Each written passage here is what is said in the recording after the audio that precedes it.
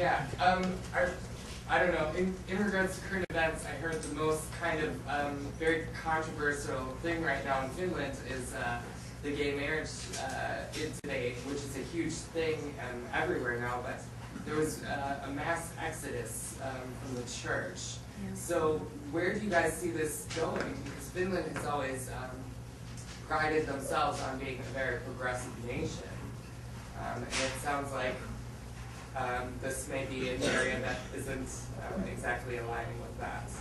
Right. Yeah. But there has been a transgendered pastor, priest, right? Yeah. Right. So there's recently been most people the majority of people in Finland belong to the state church, but there's been recently a mass exodus where thousands of people, are just going online and not becoming members of the church in response to this issue. So, does anybody want to say or take that one? No. In response to the pastor? No, in response to just the gay marriage debate and gay rights. Because it's legal in Sweden. Yes. What is the status right now? Does anyone know? I'm not sure if gay marriage is legal in Finland right now. No, it's not. It's not. Okay. But they do have partnership laws, I think. Yes. Right. Domestic partnership. And this whole discussion got started. There was a big discussion on TV, and there were politicians and members of church and telling their opinions. And there was one of these rather conservative politicians who said some opinions that, I don't know, being a gay is not according to our religion and it's a sin and we shouldn't accept. And then people were really outraged by that. And as a result of that, 25,000 people have left the church. Oh, the evangelical Lutheran church. Yeah. And I see that this somehow goes together with that we like to think ourselves as progressive. Like, I think that was, Finnish people really don't like taking a stand that strongly. And this was like the last where I felt that, okay, now this is going too far. Now we have to do something. Yeah, I think the problem is that the church and the state are so linked together, and that's why it's such a big issue how the church reacts to these things. So The church is not very well attended by young people, I think, though. The churches are mostly empty on Sunday, and the people who are there are older people. So I'm surprised that it really matters in some ways what the church says. I don't know. But I think the church membership is right around 80%, I think, Yeah. is that right? Yeah. Like 79, I think I read recently, 79% of the population belongs to the national church. But even though people don't attend church maybe so regularly, people want to be baptized, confirmed, married, and buried for the church. Those are still, to a lot of Finnish people, those are really important things. Yeah. And that's one of the things that sustains the church membership, really. it's kind of practical view on the church. Yes, I want to get married in a church, and when I die, I want to get buried. I don't have to go there. I view that as the same way. So we are more practical, or we belong to church. Not mostly because, at these countries, especially the young ones, that they belong to church because of practical reasons. Makes life more easier in that sense. So. Just being able to get married in the church was a big issue in my recollection in recent weeks. Right. That was what the people were talking about. Exactly. Yeah. Exactly. Let's take a question over here. I have a question about the importance of education in Finland. It's not necessarily the case that if teachers are well respected, that automatically means that educational standards go up, because in Taiwan and Japan, they are maybe more highly respected than in Finland. I'm wondering if anybody has heard of any study which correlates the undeniable complexity of the Finnish language with the ability of Finns, I'm not joking, the ability of Finns in science and mathematics, where they are number one in the world at the moment. It's absolutely amazing. So the question was sort of that, originally we had talked about the correlation with Finnish teachers being respected. That was Jennifer's comment, that Finnish teachers are respected, and that's maybe one of the reasons that the education is so strong in Finland in number one. And then the question was that, is there something related to the complexity of the Finnish language, and that being a factor in why Finns do so well in math and science? So that was the question. From what I understand, Finnish actually isn't that complex, right?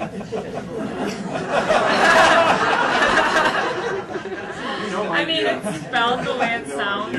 Here's what the difference between English and Finnish. I taught English to Finns, and so kind of got a sense of what the big difference is. Finnish is hard at first, and then gets easier as you learn it, because the rules are there aren't exceptions to the rules in the same way that there are in English. English is easy to pick up at first, but it gets harder as you go along to the idioms and things like that. So, and this is coming from someone who lived in Finland for 3 years and didn't learn Finnish, really. But from what I understand, it actually isn't that complex of a language for the people who learn it as children any more than any other language. Well, yeah, I mean, I guess I'm a linguist, so I would just say my response to that would be that all languages have different types of complexity, right? And Finnish may have complexity in the sense of they've got these really long words and maybe all these crazy endings that, you know, my students like kind of they drive them crazy. But, you know, as Jennifer was saying, it is very logical. And it is very true that we think of Finnish as learning Finnish as like the pyramid, where at the beginning, you need to know a lot of stuff to be able to say a really simple sentence. But as you go on, I always tell the students this, it's my way of bribery into continuing, is that as you go up, it's a pyramid, and things start to make more sense. Whereas English is a reverse pyramid. You need just a little bit to be able to say quite a bit, but as you go on, it just becomes more and more confusing. And, you know, even native speakers, English is just like, we can never master it all, really. And so, anyway.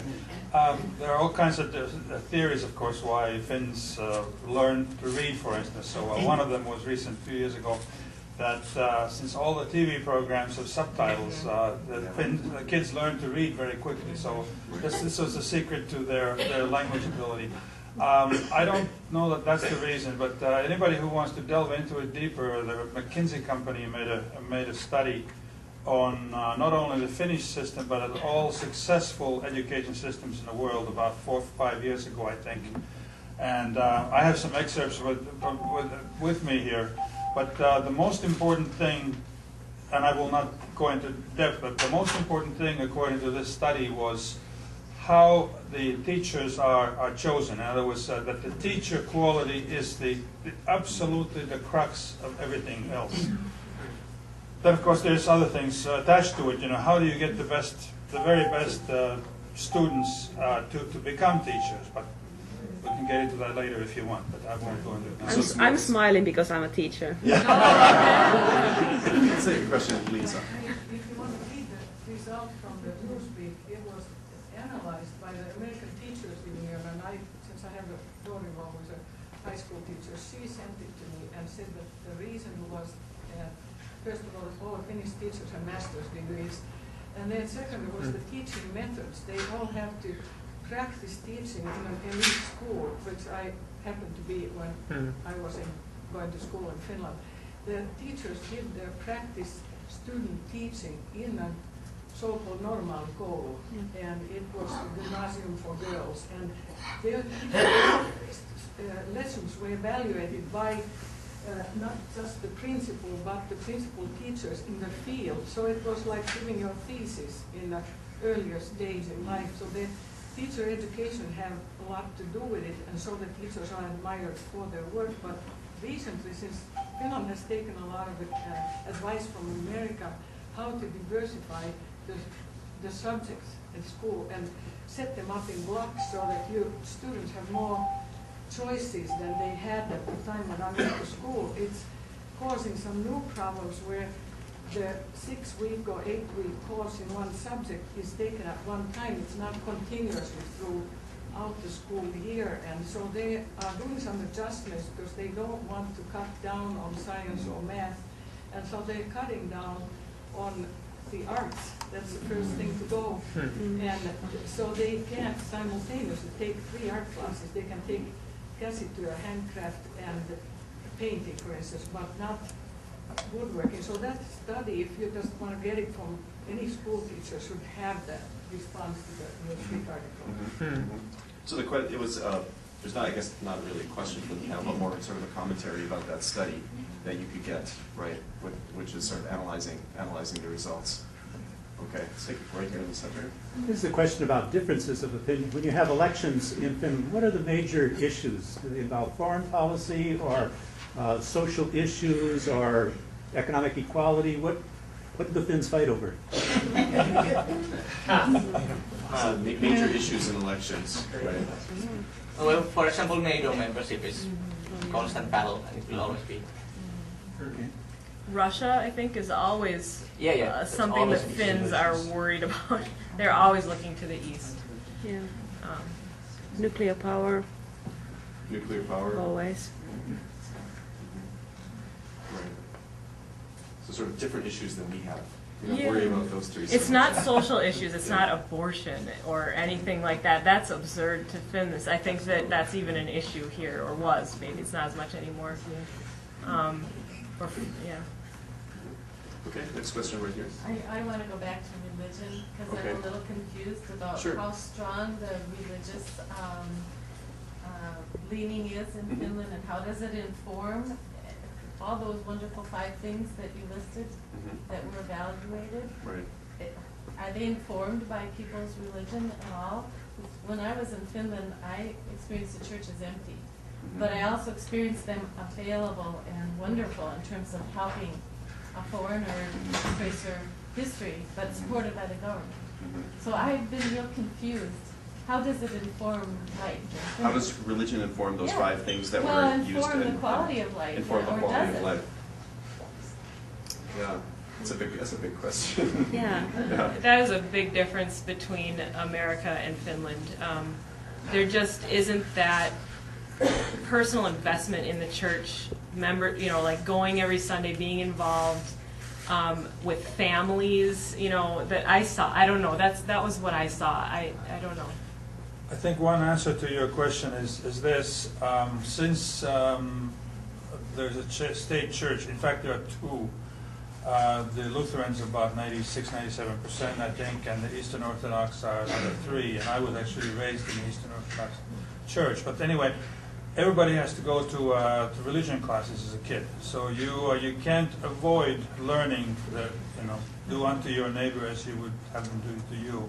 So some of the basic sort of ethical things are pounded to you, or at least it's made available to you already at a very young age in school, as opposed to relying on a parent to take the child to Sunday school here.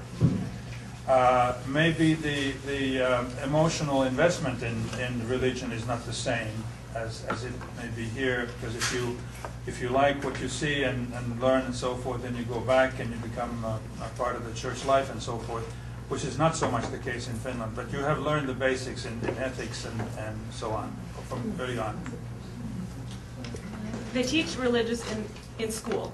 You have Yes. a religious class in school. Yeah. Oh, I was That's surprised the when I difference. was an exchange student in high school. I was amazed by having a religion class in the Yeah. school. I thought, wow, this has never happened in the United States. So throughout. And but it was really more about world religions, the Right. class that I had, which was really, you know, something that kind of makes a lot of sense, is to expose you to all the different religions and viewpoints in the world. So I think something that we can learn from actually here, having something like that. Actually, I think it's all through high school. It used to be. I don't know if it's anymore, but it used to be all through high school. And it's actually so specific that I as an Eastern Orthodox, I had separate classes from my Lutheran classmates. So it's not. It actually gets into the dogma and all that, as opposed to just general questions on Right. religion. There was a question. There was a right here. I've got a question on the fact that computer is such a common thing in Finland. Is the Finnish language having to change to accommodate the computer like it is in this country? Especially for cell phones and texting. Okay. Owing to the fact that you even had a session